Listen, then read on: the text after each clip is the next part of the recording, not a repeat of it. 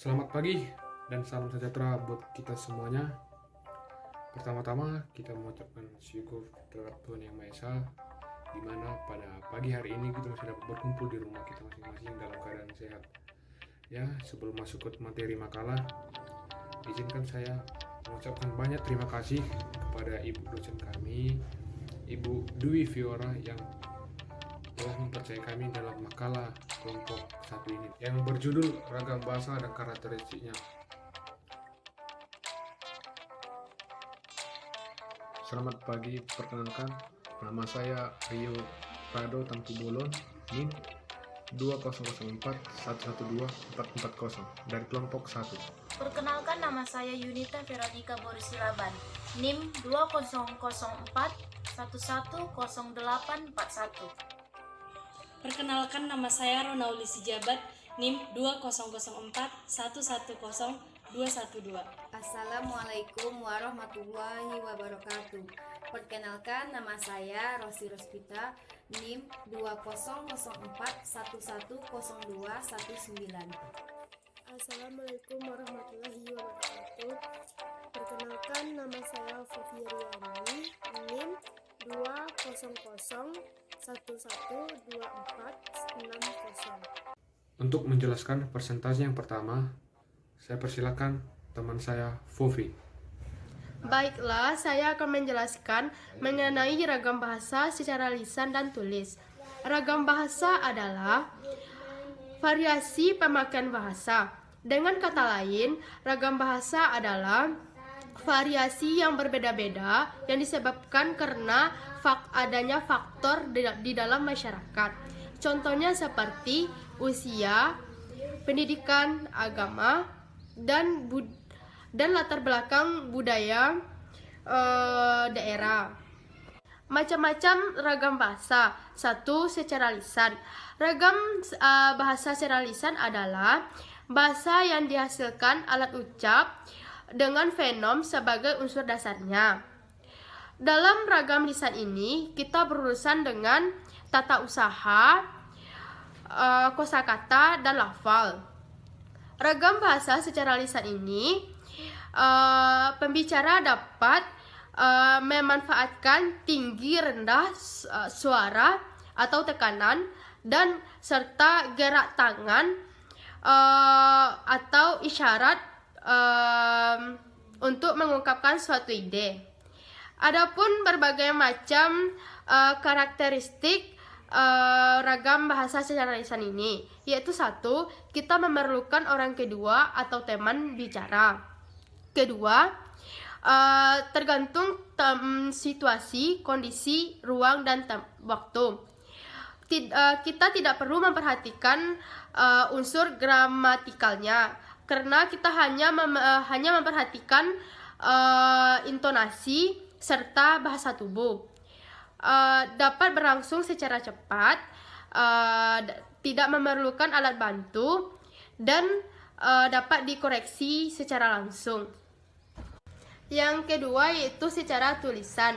Ragam bahasa secara tulisan yaitu ragam bahasa yang dihasilkan secara tulisan dan menggunakan huruf sebagai bentuk unsur dasarnya. Kedua, ragam tulisan ini berurusan dengan tata cara penulisan kalimat dan kosakata. Ragam bahasa secara tulisan ini kita dituntut dengan adanya perlengkapan susunan kata, seperti adanya bentuk kata ataupun susunan kalimat. Kedua, yaitu ketepatan pemilihan kata dan penggunaan tanda baca dalam mengungkapkan suatu ide. Adapun berbagai macam karakteristik ragam bahasa secara tulisan, yaitu satu, tidak memerlukan orang kedua atau tempat bicara. Kedua, bersifat objektif. Ketiga, tidak tergantung situasi, kondisi, tempat, ataupun ruang. Hanya harus memperhatikan unsur gramatikalnya dan berlangsung secara lambat. Selanjutnya, serta memakai alat bantu dan tidak dapat dikoreksi secara langsung. Dan presentasi yang kedua yang akan disampaikan oleh teman saya Nila. Ragam bahasa berdasarkan situasi dan pemakaiannya. Ragam bahasa baku adalah bahasa yang digunakan dalam situasi resmi, di mana pembicara dan penulis dituntut untuk bersikap sopan. Contohnya, seperti dalam ceramah, pidato, seminar, atau diskusi. Karakteristik ragam bahasa baku. Yang pertama, tidak terpengaruh pada bahasa daerah. Yang kedua, tidak terpengaruh pada bahasa asing. Yang ketiga, bukan ragam bahasa percakapan sehari-hari. Yang keempat, pemakaian imbuhannya secara eksplisit. Yang kelima, pemakaian yang sesuai dengan konteks kalimat. Yang terakhir, tidak terkontaminasi dan tidak rancu. Nah, selanjutnya ragam bahasa tidak baku. Ragam bahasa tidak baku adalah ragam yang tidak sesuai dengan kaidah bahasa Indonesia. Ragam bahasa tidak baku sering kita pakai contohnya pada saat kita berkumpul dengan keluarga, berkumpul dengan teman-teman, saat kita di pasar. Itu juga dipakai sering ragam tidak bahasa baku. Ragam bahasa tidak baku sama dengan bahasa tutur, yaitu bahasa yang kita gunakan dalam kehidupan sehari-hari dan dalam pergaulan, terutama dalam percakapan. Bahasa tidak baku juga memiliki karakteristik, walaupun terkesan berbeda dengan bahasa baku, tetapi memiliki arti yang sama. Yang pertama, dapat terpengaruh oleh perkembangan zaman. Yang kedua, dapat terpengaruh oleh bahasa asing. Yang ketiga, digunakan pada situasi santai dan tidak resmi. Dan untuk presentasi yang ketiga, saya persilakan teman saya, Ronauli. Ragam sosial dan ragam fungsional. Ragam sosial dapat didefinisikan sebagai ragam bahasa yang sebagian norma dan kaidahnya didasarkan atas kesepakatan bersama dalam lingkungan sosial yang lebih kecil dalam masyarakat. Ragam sosial membedakan penggunaan bahasa berdasarkan hubungan orang, misalnya berbahasa dengan teman, keluarga, atau sebaya kita, serta tingkat status sosial orang yang menjadi lawan bicara. Ragam sosial ini juga berlaku pada ragam tulis maupun ragam lisan. Sebagai contoh, orang takkan sama menyebut lawan bicara jika berbicara dengan teman dan orang yang punya kedudukan sosial yang lebih tinggi. Pembicara menyebut kamu pada lawan bicara yang merupakan teman, tetapi takkan melakukan itu jika berbicara dengan orang yang status sosialnya lebih tinggi atau kepada orang tua. Baiklah, materi yang kedua adalah ragam fungsional. Ragam fungsional disebut juga sebagai ragam profesional. Maksudnya, bahasa yang dikaitkan dengan profesi, lembaga, lingkungan kerja, atau kegiatan tertentu lainnya. Ragam fungsional menjelma sebagai bahasa negara dan teknis keprofesian, seperti kedokteran, kependidikan, keilmuan, dan lain-lain. Ragam fungsional terbagi menjadi 3 macam. Yang pertama, ragam bahasa bisnis. Ragam bahasa bisnis biasanya digunakan oleh pebisnis untuk menjalankan bisnisnya atau tugasnya. 2. Ragam bahasa hukum.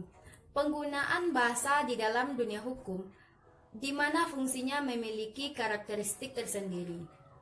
Dan yang ketiga, ragam bahasa sastra. Ragam bahasa sastra banyak menggunakan kalimat yang tidak efektif.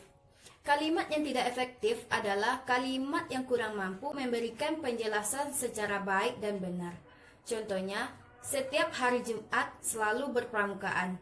Contoh ragam fungsional. Yang pertama, ragam jurnalistik.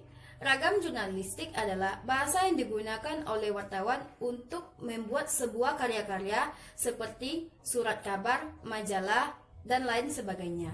2. Ragam agama. Dalam Al-Quran dijelaskan pengelompokan ajaran agama Islam secara garis besar adalah kaidah atau syariah dan akhlak. Ajaran agama Islam ini merupakan pedoman yang mendasari seluruh aktivitas kehidupan Islami. 3. Ragam bahasa keilmuan.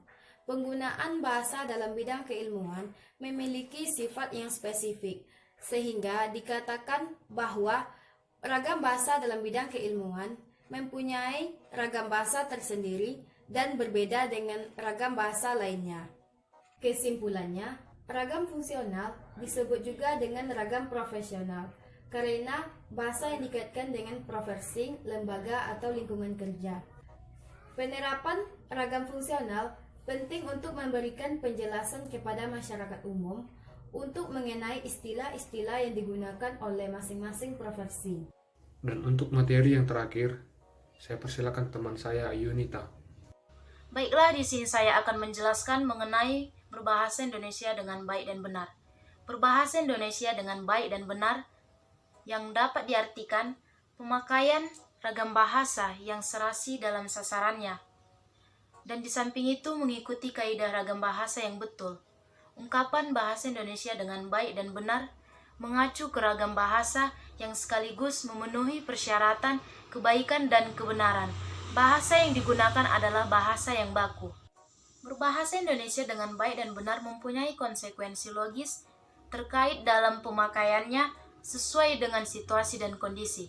Pada kondisi tertentu, yaitu pada situasi formal, penggunaan bahasa yang benar menjadi prioritas utama. Penggunaan bahasa seperti ini sering menggunakan bahasa yang baku. Dan kendala yang harus dihindari dalam penggunaan bahasa yang baku antara lain disebabkan oleh adanya gejala bahasa seperti interferensi, integrasi, campur kode, alih kode, dan bahasa gaul yang tanpa disadari sering digunakan dalam komunikasi resmi. Hal ini mengakibatkan bahasa yang digunakan menjadi tidak baik. Misalkan dalam pertanyaan sehari-hari dengan menggunakan bahasa yang baku. Contohnya seperti yang pertama, apakah kamu ingin menyapu rumah bagian belakang? Yang kedua, apa yang kamu lakukan tadi? Dan misalkan ketika dalam dialog antara seorang guru dengan seorang siswa. Rino, apakah kamu sudah mengerjakan PR atau pekerjaan rumah? Sudah saya kerjakan, Pak. Baiklah kalau begitu, segera dikumpulkan. Terima kasih, Pak. Contoh di atas adalah contoh bahasa Indonesia yang baku dan benar. Contoh lain dalam tawar-menawar di pasar. Misalnya, pemakaian ragam buku akan menimbulkan keheranan, kebingungan, atau kecurigaan. Akan sangat ganjil bila dalam tawar-menawar dengan tukang sayur atau tukang becak, kita menggunakan bahasa baku seperti ini. Berapakah ibu ingin menjual harga toge ini? Apakah Bang Becak bersedia mengantar saya ke pasar tradisional dan berapakah ongkosnya? Contoh di atas adalah contoh bahasa Indonesia yang baku dan benar, tetapi tidak baik dan tidak efektif karena tidak cocok dengan situasi pemakaian kalimat-kalimat itu. Untuk situasi di atas, kalimat berikut akan lebih tepat. Yang pertama, berapa nih Bu harga togenya? Yang kedua, ke pasar tradisional Bang berapa? Nah, itu adalah kalimat yang benar. Demikianlah ulasan singkat saya mengenai berbahasa Indonesia dengan baik dan benar. Terima kasih. Terima kasih atas semuanya, dan terima kasih buat teman-teman semuanya yang sudah mau mengikuti pembelajaran hari ini. Terima kasih juga buat Ibu dosen yang sudah mempercayai kami dan sudah mau membimbing kami. Kurang lebihnya materi hasil dari kelompok kami meminta maaf atas segalanya, dan semoga apa yang telah kami sampaikan tadi semoga bermanfaat bagi kita semuanya. Terima kasih.